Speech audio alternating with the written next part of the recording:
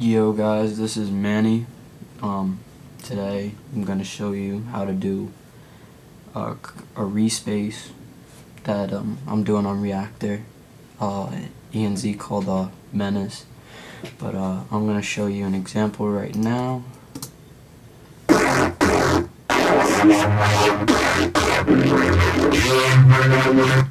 I'm gonna show you an example of how to make that. So I'm using Logic, but you can probably translate all this to regular Ableton or whatever you're using, because it's pretty standard stuff.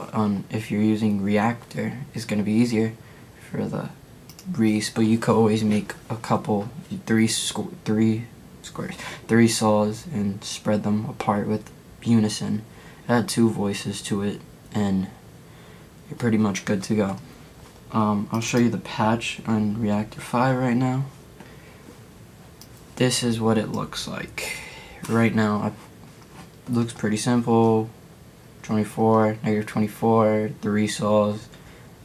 I have glide on it and LFOs, but they're all very slow, sweeping LFOs on the cutoffs of the notch filters and the separations. And I have this little thing on the resonance, and that's about it. And it sounds so it's pretty good. And then this is what I made in MIDI. Let me zoom it out a little bit for you guys. And pretty easy little riff, goes that. But also I'm gonna be chopping it up and I want to resample it. So take this out the picture. I just made it. I just made the sound, and this is what the sound is now. But I chopped it up because there was at one point the reese went really weird. But I just chopped the very first stab and put it again, because the actual sounding one before I chopped it up was like this.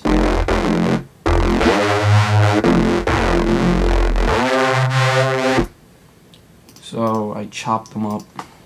Let me turn off all these effects. I chopped it up so then it just...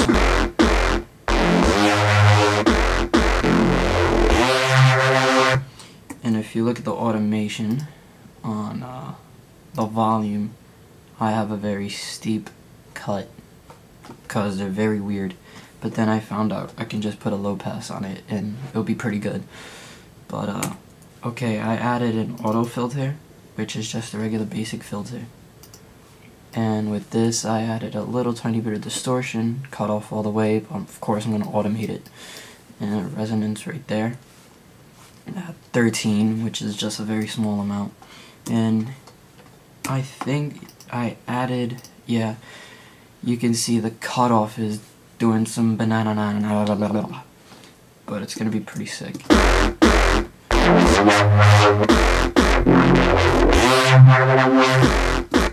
I'm using a low pass 6 filter, which 12 is mostly. It's just gonna have a deeper cut, but I'm using 6 right now. And there's no modulation with the LFO. So, and then I don't have any notches as a VST or anything. So I've made my own notches. I made 3 of them in my EQ. And yes, I always hear people use subtle sweeps and stuff, but I said fuck that. And I made a bunch of weird ass shit on that. It's mostly looking like a huge DNA thing, and then this last peak I just had an epileptic attack and went crazy with it. But it makes everything sound cool. That equals this.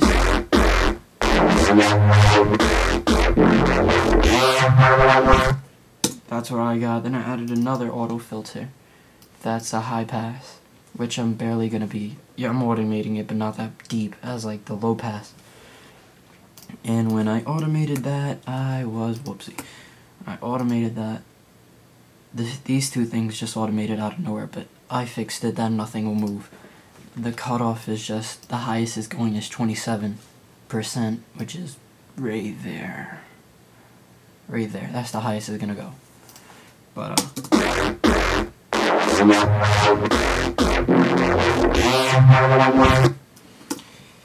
then I bounced it down and made this, which is perfectly without all the cuts and blah blah blah, chopping and everything. And this is just a perfect thing. I'm gonna take off all the effects, this is how it sounds regularly. I took off the bass and where my snare drum will be, which is I blow cut it at 70 and took 186 down. Play that. There's no bass at it, but I always add. There's no bass on it, but I always add a sub bass later on in all my tracks and modulate it the way I would on with the sound, so they all sound fluent. But I did that. I put an enveloper, very small amount of envelope, so I can get those stabs to sound really big, and they have like some sort of transient in it, because as you can see it's really small compared to this one. But take it off.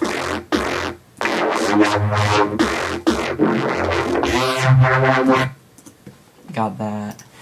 Compressor, I did that because I wanted more volume.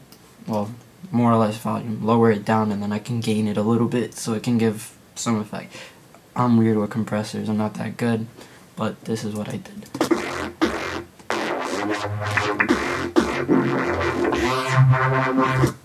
I did that, and before it was because it was clipping. I also had this at 0, instead of -1. I put a distortion on it, which is a free distortion plugin, Camel Crusher, really good. Take off the compressor because it mostly clips the shit out of your sound. I don't like it at all. And I usually play with the wet and dry mix and saturation and tube. And I put the filter on this, I don't know why, but this is what I did, and then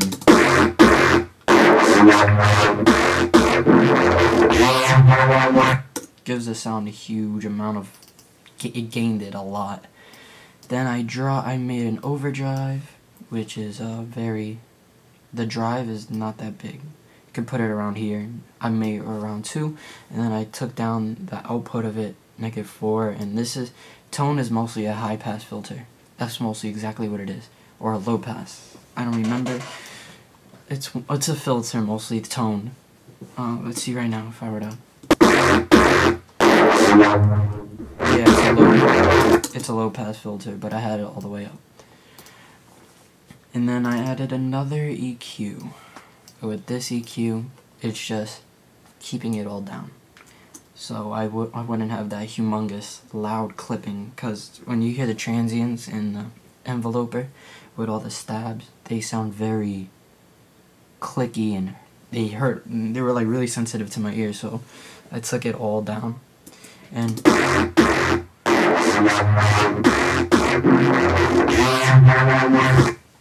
sounded pretty good to me, so I bounced it again.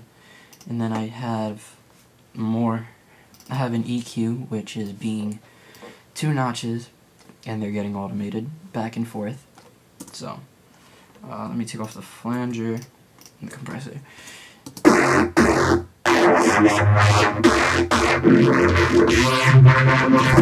Okay, it did that little fun shindig that it just did.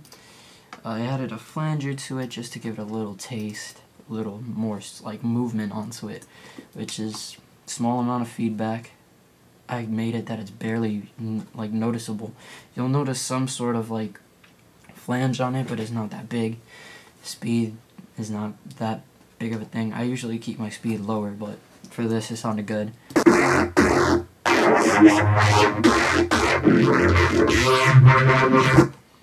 And then for this, I added another compressor, which just volume control for me. I really didn't do it just to like sidechain or bullshit. I made it just for volume. And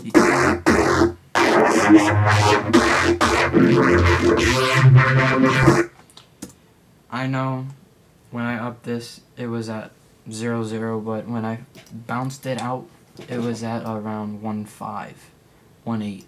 That's how I bounced it out, but I didn't normalize it, so then you don't lose all your headroom. Bounced it out. That's how I mostly made this bass.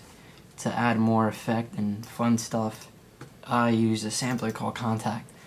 Contact is pretty legit to me if it'll ever open.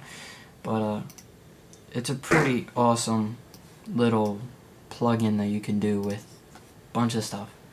And what I did was I looped the little bass line we just made. And with that wave editor, I looped it. I added a small group effects, which is a little bit of distortion. Not that big of a deal, with tube distortion exactly. And I added saturation, which is at only 30% and no output. And that's mostly it for that. Yep, that's mostly it for making it. But mostly the best way to do it is use notches. For me, it could be for different people how they work, but for me I used a couple notches, and since I don't have any notches, I use the EQ and automate it like that. And to make it have some sort of growl to it, or like it's kind of opening up and down, I just use an auto filter. Wrong auto filter, my bad. I just use an auto filter, low pass. It's a 4-pole low pass filter, and I put it at 6, but you can also put it at 12. It's not that much of a difference. And these are just little details, like making the dry signal at 2%, which doesn't do that big of a deal, but it'll give some sort of character to it. And that is mostly it. I'll probably be making more tutorials like in depth about how I made every little thing and showing how my workflow is with Menace and stuff. But hope you guys enjoyed. If you guys have any more questions, you can always post in the thread I'm about to post this video in. See you guys later.